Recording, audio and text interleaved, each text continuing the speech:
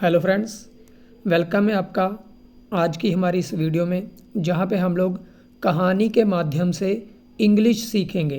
तो यहाँ से हम लोग इंग्लिश सीखने की शुरुआत करने वाले हैं, क्योंकि आपको पता है बचपन में हम लोग जब स्कूल में पढ़ते थे तो हमें लैंग्वेज सिखाने के लिए कहानियों की किताबें होती थी जो पढ़ने के लिए दी जाती थी, और हम बड़े शौक़ से उन कहानी की किताबों को पढ़ते थे, क्योंकि कहानियाँ पढ़ना सभी को अच्छा लगता है। तो क्यों ना हम लोग कहानी के माध्यम से इंग्लिश सीखना शुरू करें, और इससे हम लोग बहुत ही बेसिक लेवल से इंग्लिश सीख सकते हैं, और साथ ही साथ हम लोग इंग्लिश के रूल्स को भी सीख सकते हैं। तो चलिए हम लोग आज की कहानी को स्टार्ट करते हैं। आज की कहानी का नाम है टाइम इज़ गोल्ड। ठीक है, तो कहानी स्टार्ट करते हैं। This is a story of a lazy man who was a friend of a king. तो ये जो लाइन है आपके सामने इंग्लिश में, इसका मतलब मैं आपको बताता हूँ हिंदी में क्या है। यह कहानी है, दिस इज़ अ स्टोरी, यह कहानी है ऑफ अ लेज़ी मैन, एक आलसी आदमी की, who was a friend of a king, जो एक राजा का मित्र था। ठीक है, तो यह कहानी है एक आलसी आदमी की जो एक राजा का मित्र था। One morning the lazy man asked the king why everyone. तो वन मॉर्निंग, एक दिन या एक सुबह आप कह सकते हैं।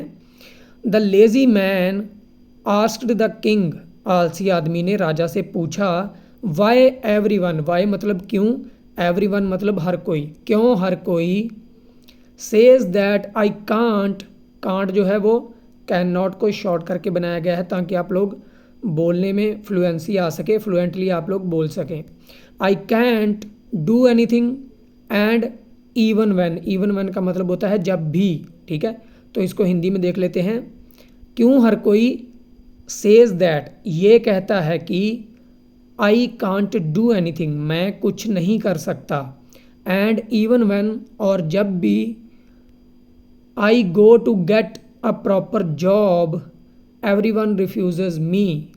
आई go to get a proper job मतलब मैं एक उचित नौकरी लेने जाता हूँ, एवरीवन रिफ्यूजेज मी, हर कोई मुझे मना कर देता है। ठीक है, my enemies have told everyone that I never do. अब देखिए यहाँ पे स्ट्रक्चर है परफेक्ट का, कि मेरे एनिमीज़ ने क्या किया है, कोई काम कर दिया है। हैव के साथ जब थर्ड फॉर्म आती है, टेल की थर्ड फॉर्म टोल्ड है, मतलब वो परफेक्ट का स्ट्रक्चर है, तो ये चीज़ की जा चुकी है और उसका इफ़ेक्ट जो है हमें अभी तक भी दिखाई दे रहा है। तो इसको हिंदी में बनाएंगे, माई एनिमीज़ हैव टोल्ड एवरीवन, मेरे दुश्मनों ने सबको बता रखा है। ठीक है, दैट कि आई नेवर डू, मैं कभी नहीं करता। नेवर का मतलब होता है कभी नहीं, डू का मतलब होता है करना। ठीक है, तो आई नेवर डू का मतलब बनेगा मैं कभी नहीं करता। ठीक है, क्या नहीं करता वो आगे देखते हैं। Any work on time, any work on time, any मतलब कोई भी काम समय पर। तो मेरे दुश्मनों ने सबको क्या कह के रखा है कि मैं कोई भी काम समय पर कभी नहीं करता। ठीक है, the king said let's make a deal. ठीक है, तो राजा ये कहता है let's make a deal, you come. इसको हिंदी में देख लेते हैं। राजा ने कहा, द किंग सेड, राजा ने कहा, लेट्स मेक अ डील, चलो एक सौदा करते हैं। ठीक है, यू कम, तुम आना, टू माई ट्रेजरी, ट्रेजरी कहते हैं ख़जाने को, जब भंडार को। ठीक है, to my treasury before sunset, sunset आपको पता है सूर्य का छिपना, एंड कलेक्ट, कलेक्ट मतलब इकट्ठा करना, as much gold and pearls, pearls होते हैं मोती, गोल्ड होता है सोना। तो राजा ने बेसिकली उससे क्या कहा, तुम आना मेरे ख़जाने या मेरे भंडार पर, और एज मच गोल्ड यानी कि उतना सोना और मोती इकट्ठे करना। एज मच, एज का आप लोग यूज़ करते हैं जब आप किसी को ये कहना चाहते हैं जितना तुम चाहो उतना। ठीक है, तो यही चीज़ यहाँ पे यहाँ पे इन लोगों ने कही है, उतने मोती इकट्ठे करना, as you can, as much gold and pearls as you can, यानी कि उतना सोना और मोती इकट्ठे करना जितना तुम कर सको।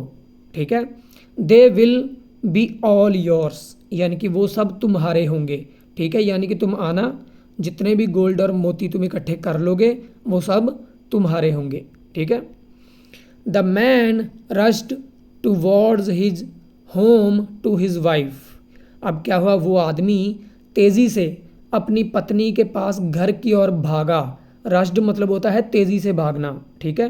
टूवर्ड्स होता है की ओर, हिज होम यानी कि अपने घर की ओर, टू हिज वाइफ यानी कि अपनी पत्नी के पास।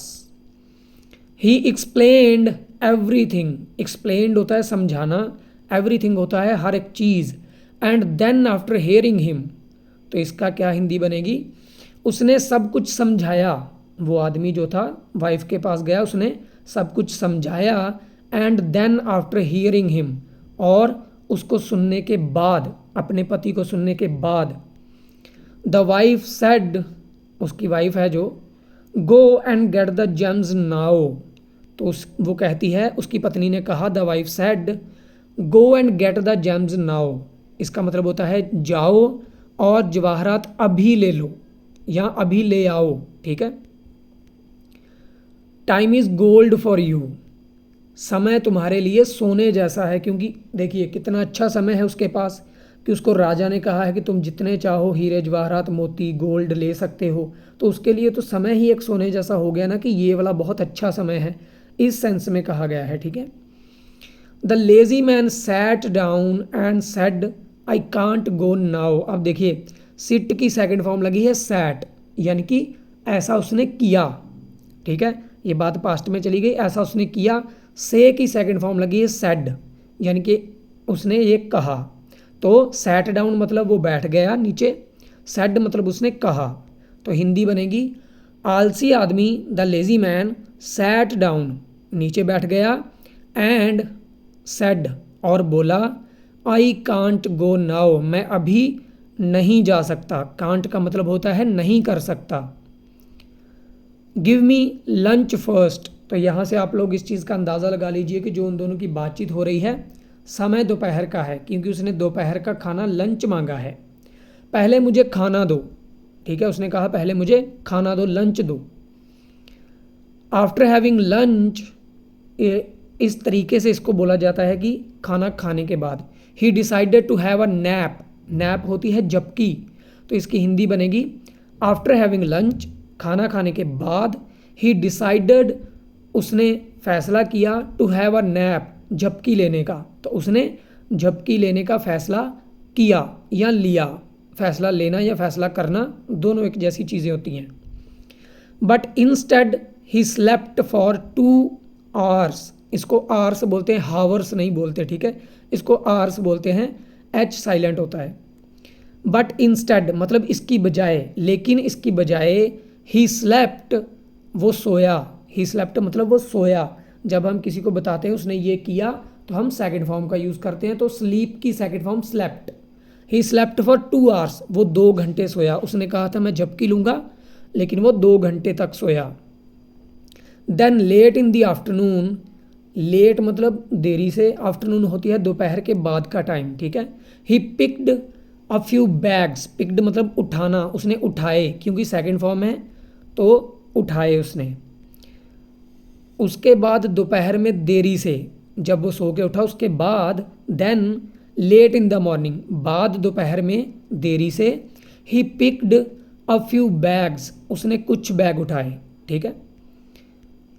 And went towards the king's treasury, और उसने क्या किया, और राजा के खजाने की तरफ निकल पड़ा। वेंट मतलब जाना, गो की सेकंड फॉर्म है, वेंट मतलब वो गया, ठीक है, तो राजा के खजाने की तरफ वो निकल पड़ा या गया। On the way, on the way जब कोई रास्ते में होता है तब हम उसको कहते हैं ऑन द वे। आप लोगों ने बहुत बार सुना होगा कि कोई पूछता है हेलो तुम कहाँ तक आ गए हो, तो वो कहता है I am on the way, ठीक है, मतलब मैं रास्ते में हूँ। ही फेल्ट हॉट, ठीक है, ऑन द वे मतलब रास्ते में, ही फेल्ट हॉट उसको गर्मी महसूस हुई, क्योंकि फील की सेकंड फॉर्म है फेल्ट, यानी कि ऐसा हुआ। So he sat down under a tree, फिर से सैट डाउन आ गया और वो पेड़ के नीचे बैठ गया, ठीक है, उसको गर्मी फील हुई तो वो पेड़ के नीचे बैठ गया। टू रेस्ट, टू रेस्ट मतलब आराम करने के लिए, ठीक है, आराम करने के लिए वो पेड़ के नीचे बैठ गया। एंड और ended up sleeping for another 5 hours, और उसने और 5 घंटे सोकर ख़त्म किया। जो उसका रेस्ट करने का काम था ना, वो रेस्ट करने के लिए पेड़ के नीचे बैठा था, उसको उसने एंड किया 5 घंटे और सोकर, ठीक है। तो इसको बोलने का तरीका है and ended up sleeping for another 5 hours, ठीक है। तो when he finally reached the palace, finally मतलब आखिरकार, रीच्ड मतलब पहुंचा, रीच होता है पहुंचना, रीच्ड मतलब पहुंचा, पैलेस होता है महल, ठीक है। पैलेस को आप लोग सिर्फ मैरिज पैलेस मत समझिए, पैलेस महल को कहा जाता है। व्हेन ही फाइनली, जब वो आखिरकार, रीच्ड द पैलेस महल पहुंचा, it was already late in the evening, तो पहले ही देर शाम हो गई थी, क्योंकि पहले तो वो घर पे 2 घंटे सोया, बाद में वो रास्ते में 5 घंटे सोया, तो देर शाम हो गई थी, शाम से ज़्यादा टाइम हो गया था। इट वॉज़ द टाइम, ये समय था, इट वॉज़ द टाइम, जब किसी चीज़ का समय होता है तब कहते हैं इट वॉज़ द टाइम, यह समय था, फॉर सनसेट, सनसेट के लिए, सूरज के छिपने का समय था, ठीक है, सूर्य के छिपने का। देयरफॉर, इसलिए, द पैलेस गेट्स, महल के दरवाजे, हैड बीन शट, बंद कर दिए गए थे। अब देखिए यहाँ पे जो स्ट्रक्चर यूज़ हुआ है, हमारा सब्जेक्ट है द पैलेस गेट्स, ठीक है, और गेट्स के साथ कुछ किया गया, गेट्स को बंद कर दिया गया, ठीक है। तो जब हमारे सब्जेक्ट के साथ कुछ किया जाता है तो वो पैसिव फॉर्म होती है। तो ये जो सेंटेंस है आपका, ये पैसिव फॉर्म में है, ठीक है। तो महल के दरवाजे जो है वो बंद कर दिए गए थे। Before he could reach there, could, अब देखिए कैन का पास्ट फॉर्म होता है कुड, कैन का मतलब होता है कर सकना अभी के टाइम पे, कुड का मतलब होता है कर सका पास्ट में। Before he could reach there, इससे पहले कि वो वहाँ पहुँच पाता, पास्ट में, ठीक है, उससे पहले ही महल के जो गेट थे वो बंद हो गए थे। He lost the golden chance to get rich, lost, lose का मतलब होता है किसी चीज़ को खो देना या गवा देना, और यहाँ पे सेकंड फॉर्म लगी है क्योंकि हम लोग स्टार्टिंग से ही पास्ट में बात करते आ रहे हैं, ठीक है। ही लॉस्ट द गोल्डन चांस, उसने सुनहरी मौका गवा दिया, टू गेट रिच, अमीर होने का, ठीक है। तो ये पूरा सेंटेंस बनेगा उसने अमीर होने का सुनहरी मौका गंवा दिया, ठीक है। आगे है जस्ट बिकॉज, सिर्फ इसलिए, सिर्फ इसलिए, he didn't know the value of time, कि वो समय की कीमत नहीं जानता था। अगर उसको समय की कीमत पता होती तो वो सोने में अपने 7 घंटे बर्बाद नहीं करता, ठीक है, और वो उसी टाइम जाता जब उसकी बीवी ने कहा था कि जाके जवाहरात ले आओ, ठीक है। तो जस्ट बिकॉज, सिर्फ इसलिए, ही डिडंट नो, वो नहीं जानता था, द वैल्यू ऑफ टाइम, समय की कीमत, ठीक है। इस तरीके से आप अगर सेंटेंस को तोड़ तोड़ के समझेंगे ना, तो आई एम श्योर, मैं गारंटी देता हूँ, आपको इंग्लिश सीखने से कोई रोक नहीं सकता। आप बड़ा सेंटेंस देकर कंफ्यूज मत होइए। बड़ा सेंटेंस जब आप देखते हैं तो डरिए मत, अपने दिमाग में ये मत लाइए कि इस सेंटेंस को कैसे बनाऊंगा, तोड़ लीजिए उसको। जैसे जस्ट बिकॉज, जस्ट मतलब सिर्फ, बिकॉज मतलब इसलिए, इस कारण से, ठीक है। ही डिड नॉट नो, यानी कि डिड लगा है, पास्ट की बात है। ही डिड नॉट नो, वो नहीं जानता था, द वैल्यू ऑफ टाइम, समय की कीमत। तो कितना आसान हो गया अब ये बनाना, ठीक है। Moral of the story is, तो इस कहानी से हमें यह शिक्षा मिलती है कि टाइम इज़ प्रेशियस, इसको बोलना प्रेशियस बोलना है, प्रीशियस नहीं बोलना। समय कीमती है, ठीक है। स्पेंड इट वाइजली, इसको समझदारी से बिताओ, बताओ लिखा गया यहाँ पे, माफ़ कर दीजिएगा, बिताओ है, ठीक है। एंड और स्टॉप वेस्टिंग टाइम, समय को बर्बाद करना बंद करो, ऑन अनइम्पॉर्टेंट थिंग्स, ठीक है, गैर ज़रूरी चीज़ों पर समय बर्बाद मत करो, ठीक है। तो सेंटेंसेस को हमने आज समझा है। ये हमारी पहली कहानी थी। आगे भी आप लोगों के लिए ऐसी कहानियाँ हम लेकर आते रहेंगे। हमें आपके प्यार की ज़रूरत है। वीडियो को लाइक कर दीजिए और कमेंट में ज़रूर बताइए क्या आपको सेंटेंसेस को तोड़ के इस तरीके से ट्रांसलेट करने में मज़ा आया और आपको कुछ सीखने को मिला।